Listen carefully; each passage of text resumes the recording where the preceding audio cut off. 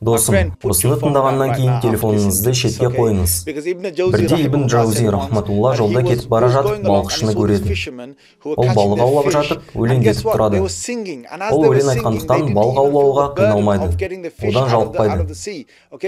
Не істеуіңіз керек? Телефонды шетке қойыңыз да, Алланы әуендетіп зікір етіңіз. Егер зікір жасау қиын көрінсе, әуендетіп айтыңыз. Subhanallah walhamdulillah wa la ilaha illallah wallahu akbar wa la hawla wa la quwwata illa billahil aliyyil azim. Қандай зікір білесіз? Әуендетіп айтыңыз.